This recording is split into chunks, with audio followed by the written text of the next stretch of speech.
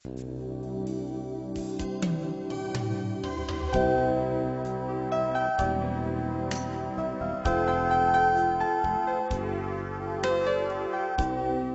waiter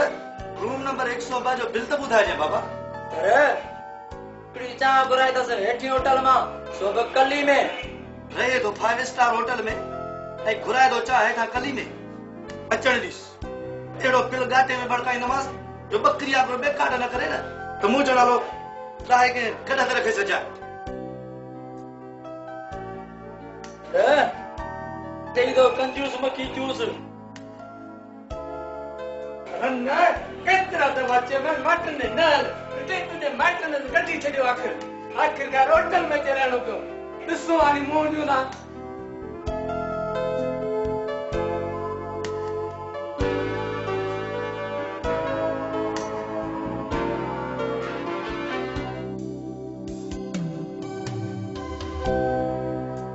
अदा पिलड़ो बुधा दो पर रियायत सगोई सा बाबा 200 कमरे जा ऐं 200 बेड जा टोटल बुधा बाबा टोटल बुधा है ना 200 कमरे जा ऐं 200 बेड जा बाबा कमरे जो किराया दींदुस बाकी बेड ते यार सुता ही नहीं बाबा तू बेड ते सुनी या वनी छित ते सुनी पर बेड त सारी होटल में तैयार होन बाबा ये सपा थोड़ो बिला 800 रुपया एसी जा बाबा एसी तो असा चालू ही लाए कहीं अरे बाबा तू एसी हलाई या न हलाई पर असा जी होटल में एसी तो तैयार हुई न अरे कारीगर को कांच में जगणी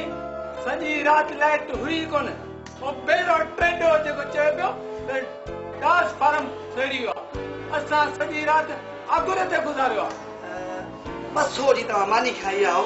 जन के 200 मानी जो बिल अरे कुत्तो को काकरे में चकड़ी रात मुची घरवारी आई मां गुड़ सामान खाती आओ अरे तू गुड़ सा खाई जब पुसरी सा खाई पर असा जी होटल में मानी तो तैयार हुई न हां बाबा है ना बिल ते सदाया हां आई है 25 रुपया चाही पापन जा पापा सा खाइंदा रहूं बगैर चाह जगह ने असा हेठी होटल ना कली में घुराई बाबा कली में घुराई कितली में घुराई या खणी कोरे में घुराई पर असा जी होटल में चाह तो तैयार हुई न देखो तू मुके 10,000 का डंडे यादे 10,000 छाजो डंडवा तो मुझी माई दा मस्करी कया अरे खुदा कर मां तुझी माई दा छो हरकत कंदुस और तू मुझी माई दा मस्करी करी या न करी मुझी माई तो तैयार हुई ना हाँ